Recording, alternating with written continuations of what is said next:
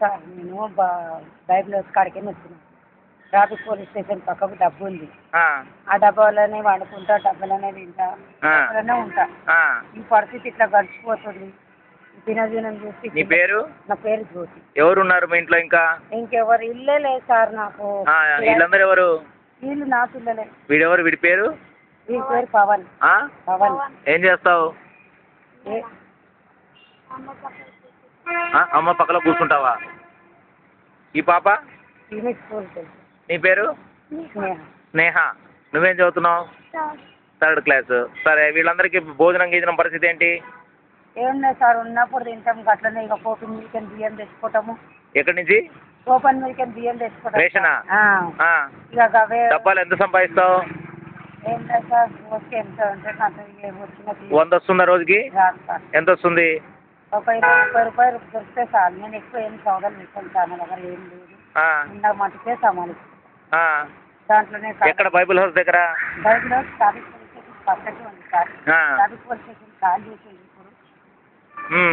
ఇక దాని పక్కకే ఉంది నా డబ్బు. ఇప్పుడు ఏం చేద్దామని మరి చెప్పండి. మీరు ఏం చేయాలని? ఏదన్నా కొద్దిగా సహాయం.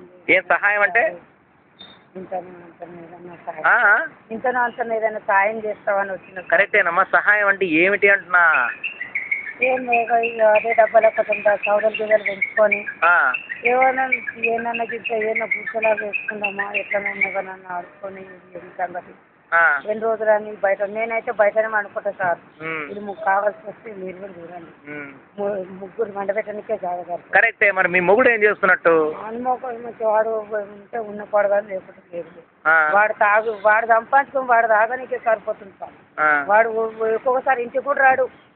మరి వాడికి డబ్బులు నువ్వే ఇస్తావు మళ్ళీ తాగడానికి? సార్, నా పిల్లలు కొని పెట్టుకోనికే నాకే కష్టం ఉంది.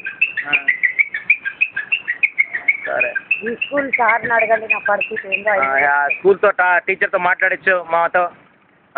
మా సార్ మాట్లాడతానన్నారు.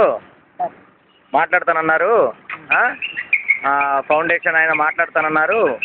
మాట్లాడించమని ఫోన్ నెంబర్ ఇచ్చాను నేను. ఆ నెంబర్కి మాట్లాడించండి, సరేనా?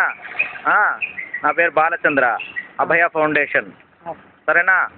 వీలైతే నేను రేపు మాప వస్తాం. ఓకే, అక్కడికి వచ్చి చూద్దాం.